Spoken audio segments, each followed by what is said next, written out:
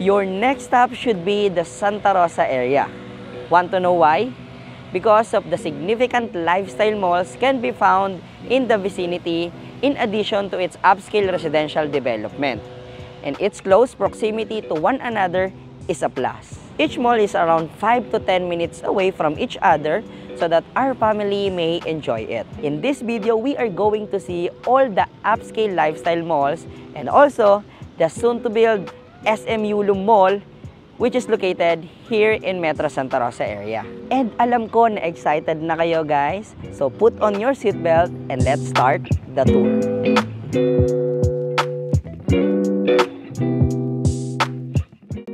So right now guys, we're going to show you all the upscale lifestyle mall here in Metro Santa Rosa. So ngayon, nasa expressway lang tayo, no? Pero on our list, ang uunahin natin is yung Eaton Square, syempre, because we're going to exit on Eaton Greenfield exit. And sunod natin is yung Paseo, Vista Mall, and then the Nuvali, and also yung pinakainintay ng lahat, syempre, yung update about SM Yulo Premier, or not totally the official name pa, no, pero ang tawag sa kanya is SM Yulo Premier. Okay? So, ipupuntahan natin yung mga mall na yon later, kaya stay tuned on this video. So, nandito lang tayo sa SLEX.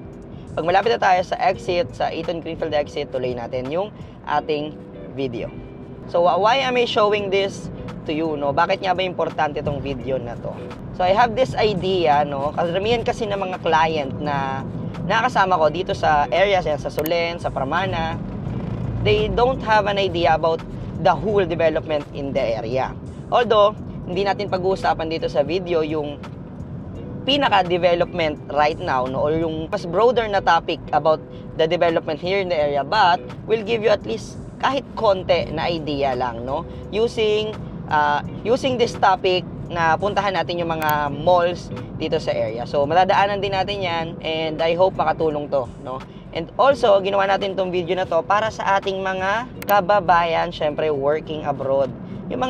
Yung mga client natin na wala ng oras bisitahin itong Metro Santa Rosa, or specifically here in Santa Rosa, Laguna. So, sino-sino ba yung mga yon? Yung mga client natin sa abroad, yung mga client from QC, ayan, from Metro Manila, diba? And para mas makasave sila ng time. If you are planning to invest na dito sa Santa Rosa area, or naghahanap sila ng lugar kung saan pwedeng nila ipatayo yung kanilang retirement home, diba? Syempre mahalaga tong mga factor na to kasi ito yung ating halos kailangan natin sa pang-araw-araw diba? Itong mga malls na to. So nandito na lahat halos. So ngayon pupuntahan natin siya at ipapakita natin para sa mga viewers natin diyan, hindi nyo na kailangan pumunta dito, no? Kung pupunta kayo, it's either maghahanap na lang tayo ng residential na papasok sa needs ninyo, diba? Sa sukat ng lote, sa style ng bahay. So itong video na to is para sa inyo. So we're now here at Eaton Greenfield exit. So sabi ko nga sa inyo, ang una nating pupuntahan is Eaton Square. Sa mga hindi nakakaalam, no, yung Eaton Square po, kung taga dito kayo sa area, pupunta kayong Manila, na mas malapit po yung Eaton Greenfield exit. And then, sa Eaton Square, dyan po kami kumakain bago umalis, diba?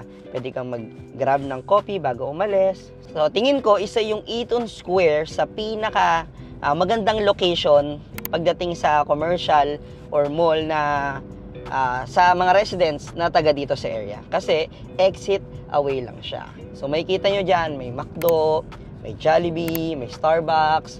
So itong binabaybay natin, papunta po ito doon. So later, continue natin pagdating doon malapit sa area. So dyan sa right side ko, papunta po yan ng Riverbend. Ayan, papunta yan ng Riverbend, which is a residential development also of Eaton. Ayan. Itong binabaybay natin, this is the Greenfield Parkway. So, part pa rin to ng Greenfield Parkway. Yan. Hanggang dun sa may Mamplasan exit. Ayan. So, itong binabaybay natin, this will be the future commercial pa rin. But, syempre, sa ngayon, bakanting lote pa siya. And the good thing about it, dito sa Eaton, palagi yung sinasabi sa mga client ko, if mamimili ka sa mga master plan development dito sa area, yan, Eaton, Nuvali, Greenfield, South Forbes, di ba? Isa yung Eaton city sa pinakamarami pang space for growth. Kasi ang dami pa nilang open space, maniwala kayo. As in, ang dami pang mga nakaplano. So, yung iba, hindi nila preferred yung ganito kay Eton. Hindi nila yung vibes, hindi nila ramdam. But for an investor view, napakagandang opportunity dito sa Eton pumuesto. So, ayan po, sa right side ko, that is Eton. Eton Square. Ang dami pa dyan. Ayan, makita nyo, McDo, Starbucks, Jollibee. And also, dito sa Eton Square, is merong Anytime Fitness dyan sa bandang likod niya. Ayan, may client ako, dyan siya nag-gym bago pumasok sa work. So, dumadaan muna siya dyan. And then, after niya, magpapawis sa umaga. And then, exit lang siya, papunta ng BGC kasi doon siya nag-office. Ganun lang kadali sa kanya since exit away lang itong Eton Square. So yan guys, Eton Square. Mabilis lang tong vlog na to guys. So literal na itutur ko lang kayo. No, ganun kadali lang. We are now entering the Greenfield development. Ayan. So this is the Greenfield City. After nung arco na yon, ayan. Sa left side ko, that is Pramana Residential Park. We have listing there. Abangan nyo guys yung upload ko, 10 lote ng Pramana. Nihintay ko lang yung permit ko na ma-vlog silang lahat. Kasi syempre different owner eh. So kailangan ko din nung access para mapuntahan siya, 'di ba? Para makapasok tayo since Pramana Residential Park is an existing na community. So pinapanatili nila yung exclusivity hangga't maaari. And we understand that as a seller. So, inintay lang natin yung permit. Abangan nyo guys. But kung excited na kayo, pwede ko i-send sa inyo personal para mapag-aralan nyo rin, no? And that's a secondary market. So, sa left side ko, pag lumiko naman kayo dyan, that is going to Trava. Deluxe Development of Greenfield. Ayan. Then, nalagpasan na natin yung sa Solen, but meron pa namang entrance dito.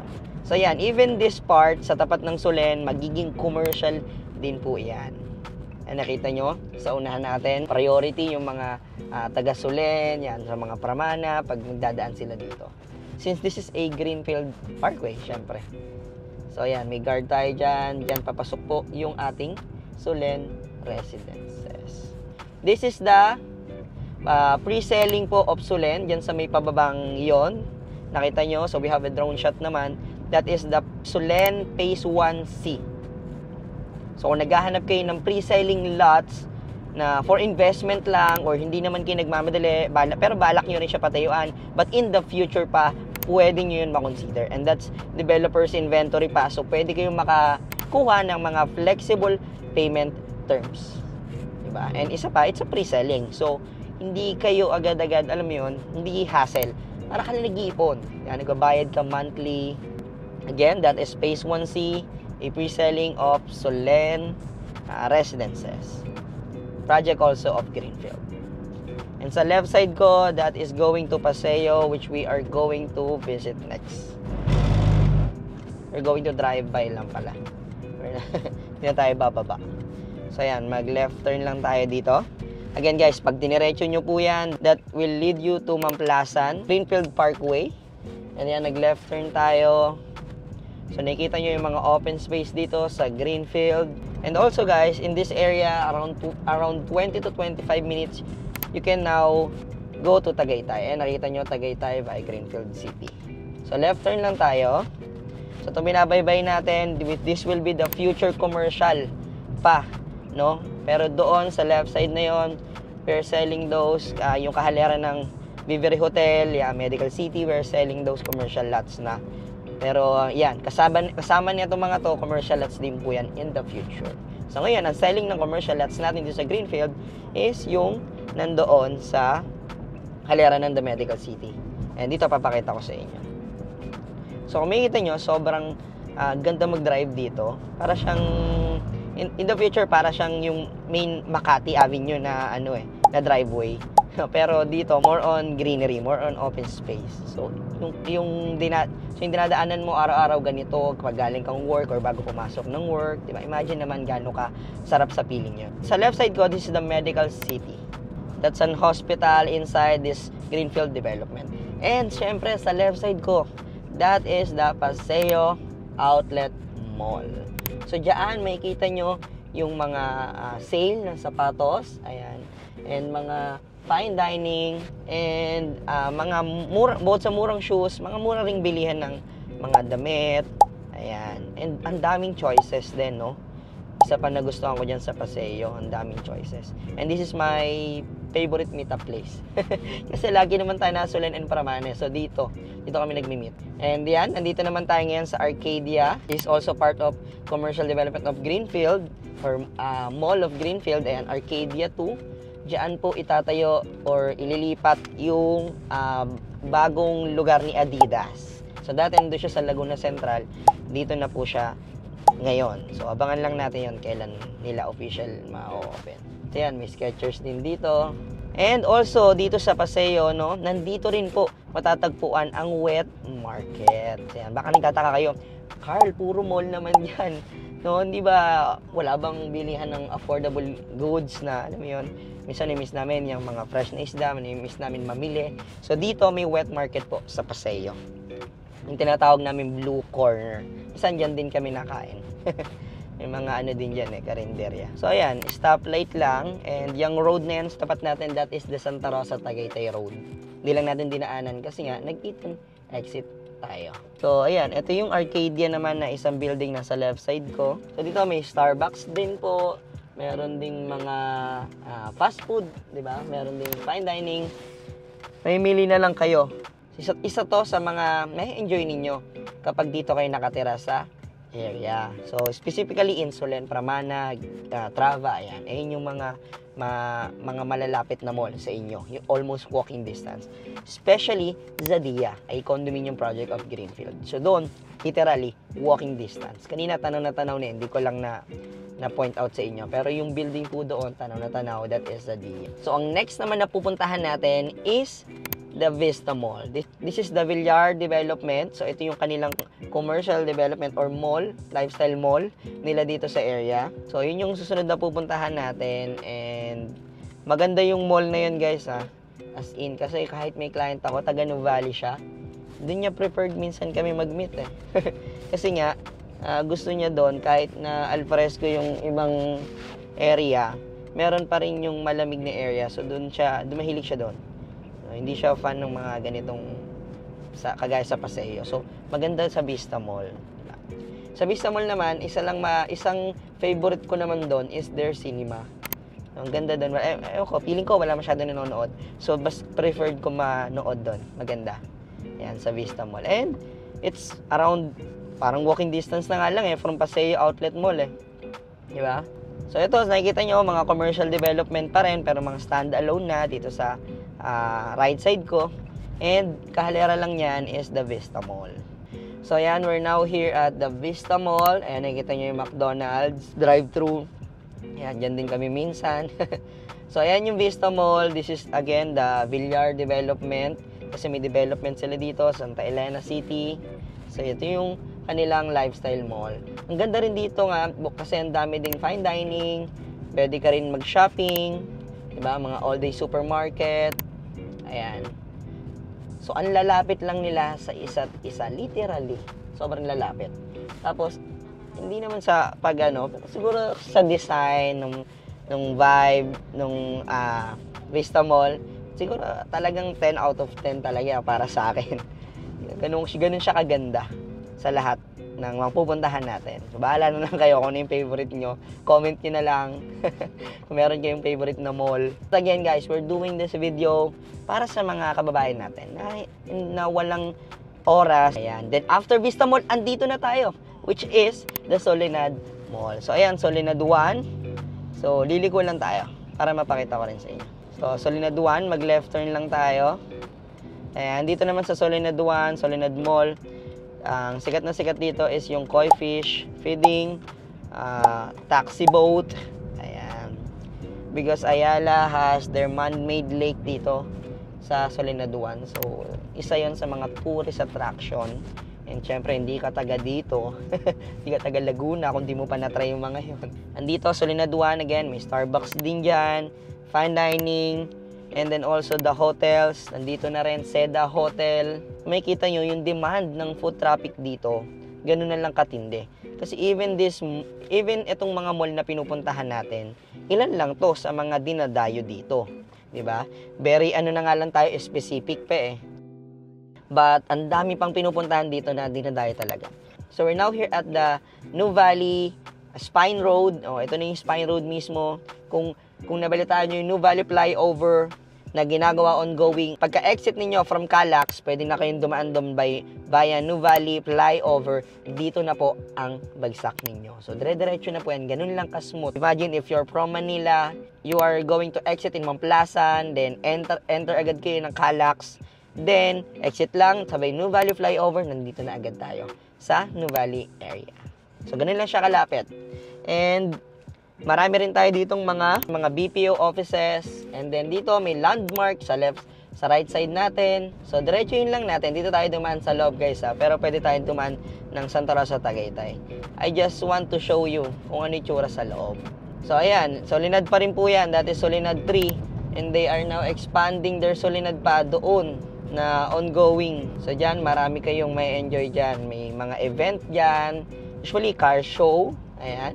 Minsan, para naman sa pets. Minsan, may mga vlogger, may mga celebrities. Ayan, napunta dyan just to, alam mo, encourage those people na pumunta dito sa area. So, imagine if you're a business owner, napakagandang lugar itong Nuvali sa area dahil sa mga ganitong event. Magaling si Ayala mag-ipon ng mga tao eh. Imagine the taxi boat, the koi fish feeding, ang dami laging tao dyan, literal. So, imagine kung doon nakapwesto yung business mo, talagang tatauhin. Halit masarap yung food mo or kung food yung paninda mo, diba? Babalik at babalik sila sa iyo. Diyan sa right side ko, nakikita nyo, that is Landers. And sa tabi lang niya, that is SNR. So, dadaanan lang pala natin to guys ha. Pero ipapakita ko pa rin yung mga picture or video. No, syempre. So, again, we're here at Nuvali inside. This is the 2,400 hectares development of Ayala. Isa to sa pinakamalaking master plan development dito sa Pilipinas. And so, liko lang tayo dito kasi ito na yung dulo. Pag dumasok na tayo dyan, medyo malayo na. So, meron din dyang driving range and makikita nyo sa tarpaulin. So, straight ahead lang, nandun yung makikita yung ating Nuvali driving range. So, soon, try natin i-feature ulit. Kasi yung last video ko, hindi naman ganun kaganda para sa akin. So, i-feature natin siya ulit. Diba? Pakita natin. Siguro mas magaling na ako nun. So, ayan. Dire-diretso lang tayo. Nakikita nyo, that is Qualimed. Another medical or hospital dito sa area. Ayan. So, lalabas lang tayo dito sa Nuvali, ha. Para lang ipakita sa inyo yung SM Yulo. So, this is an update na rin also. Para sa mga naghahanap ng update kay SM Yulo. So, baka may mag-comment, hindi yan yung name. Yes, hindi ito yung name, guys. Sabi ko sa inyo, hindi ito yung official name pa. Pero, ipinangalan yung Yulo or SM Yulo because yung lupain na yon, that is a former part of Yulo. Or, part pa rin siya hanggang ngayon ng Yulo. I'm not sure eh. But, just like Nuvali, Nuvali is a former part of Hacienda Yulo Estate. It's a 6,000, imagine. And yung nakikita natin sa Nuvali, that is 2,400 hectares or still expanding pa. So, ang laki pa nung lupa talaga na natitira pa kay Yulo, no? Hacienda Yulo. So, simula dito sa blue barricade na to, part na po yan ng SM Yulo Mall na ongoing construction. The good thing about this mall, it is exit away from Calax. So, napakalapit lang niya. Kung sasadyain mo siya, kung from Metro Manila ka, napakalapit lang. And also, para sa aming mga taga dito, lapit lang. Exit away lang, Calax. And kung gusto mo naman mag-bye-bye, Santa Rosa, Tagaytay Road lang. So, sobrang lapit. And that's the update. So, ayan. Again, guys, it is exit away from Calax. And ito na yung update din. Parang sobrang bilis niya gawin kasi kahapon dumaan kami dito dahil galing kami sa Tagaytay. Ongoing construction pa rin siya kahit naggabi. So 24 hours, tinatrabaho talaga nila. Sobrang bilis lang nung pagtatayo nila nitong SM Yulo na to. This malls is an upscale development of those developers. Kaya naman, kung makikita nyo, talagang ito yung entry ni SM dito sa Metro South, dito sa Metro Santa Rosa. So ayan, ang laki na, no? Kung makikita nyo. And that's the Calax again. And then, this is the update right now. So, tingin ko, magkakaroon dito ng talagang mga big brands, ipapatalo si SM dyan sa mga sa Soledad, sa Vista Mall. So magkakaroon dito ng mga big brands na parang ang ideal kasi nitong mall na ito ni SM is parang SM Aura or yung Podium. And alam naman natin those mall are very high-end, di ba? And syempre, just to cater the affluent market dito sa area. Kaya may mga ganitong mall, no? And as a business owner naman, no, this is a good thing kasi napakaraming na magiging foot traffic. So ayan, hanggang dito po yan. So liko lang tayo, pabalik. So ito, boundary na ito ng Silang. So pag diniretso nyo po yan, that's going to Tagaytay. So ayan guys, umikot lang tayo. Nakikita nyo yung blue barricade na yan. That's still the SM Yulo. So yan pa rin po yung update natin right now. Kung ano na ba itsura ng SM Yulo. So makaka-excite, no? Magkakaroon dyan ng mga magagandang brands. Tapos, siguro soon, dyan na rin tayo makikipag-meet sa ating mga clients. Magkakaroon siya ng magandang feature dyan sa SM, dyan sa mall na yan. So, abangan lang natin. Kasi entry yan ni SM dito sa Metro Santa Rosa area. And since napuntahan na natin lahat ng mga malls dito sa area, sure ako, nasa isip nyo, paano naman yung pupunta dyan? Syempre, matatagdagan ng mga tao. Yes, at some point, kahit na nade-develop unti-unti itong mga malls dito sa area, is nadadagdagan naman tayo ng mga daan, kagaya na lang ng Calax. Kung makikita nyo, di ba, after ma-develop ng Calax, dun to na itayo si SM Yulo. So, kung makikita nyo, sabay yung pagdagdag sa mga daanan, sa pagdagdag din ng mga establishment dito sa area. So, wala naman tayong magiging problema. Ano-ano nga ba yung mga madadagdag, di ba? Calax, yan, completion ng Calax, Citybex, interlink yan sa, ililink yan sa Silang East Interchange, and then, malapit na tayo kapag pupunta tayo sa mga beach resort sa Batangas, kasi dire-diretso po yan, papuntang Nasugbu, and i-connect nila ito sa Bataan Interlink Bridge. So, ang daming plano rin talaga sa pagdating sa infrastructure, sa mga daan. Kaya hindi natin magiging problema yon, no? Kung kayo ay investor, syempre, right now, this is the best time to invest habang hindi pa sila fully developed, di ba? Kung ngayon pa lang sinasabi natin na medyo mahal Santa Rosa, imagine naman, di ba? Kung sa Makati ka mag-invest, Alabang, di ba? Which is ay fully developed na city. So, dito napakarami pang space for growth. So, marami ka pang pwedeng pag-investan dito. If you're a business owners naman, marami ka pang chance to expand your business, or if you have office in Alabang, pwede kayo mag-expand dito dahil maganda rin ang population dito sa Santa Rosa area na pwedeng mong mga empleyado din, di ba? So, hindi mo magiging problema yon. Ang problema mo na lang is kapag late ka nakapag-expand dito. And that's all guys. I hope this video helped you a lot. And syempre para sa ating mga investors dyan, di ba? If you have a preferred topic, pwede nyo rin po i-comment below. And that's all guys. I hope na-enjoy nyo yung ating drive tour dito sa Metro Santa Rosa. And napakita ko kung gaano nga ba sila kalalapit yung mga lifestyle mall dito sa area. And kung mapapansin nyo yung mga lifestyle mall na pinuntahan natin, kada development or kada developer may tag-iisa silang commercial development or mall, na pwede nating ma-enjoy. And guys, I recommend Nuvali kung naghahanap kayo ng mga relaxing na location, or gusto nyo lang ng mag-banding na inyong family. So maganda po dito sa Soledad or dito sa Nuvali area. And also guys, I would like to mention na naghahanap pala kami ng house and lot na newly built sana, or at least recently built na house and lot dito sa Metro Santa Rosa area. If you are an owner or you have a listing, you can share to us at least para matulungan natin yung ating preferred buyer natin na naghahanap. So nasa description, and lagay ko na lang yung picture kung ano yung requirements ni buyer. And again, kung kayo ay isang owner or may listing kayo na papasok sa preference ni buyer, message us. And that's all for today's tour guys. I hope this video helped you a lot. And if you have question about Metro Santa Rosa area or about the development here in Santa Rosa area, feel free to message us. You can contact us on the numbers flashed on the screen. That is 639-6960-20739. It has Viber, WhatsApp, and iMessage para sa ating mga kababayan working abroad. And again, this is Carvin Orga, your Prime Properties. Don't forget to subscribe on our YouTube channel. And thank you for watching. See you on my next one.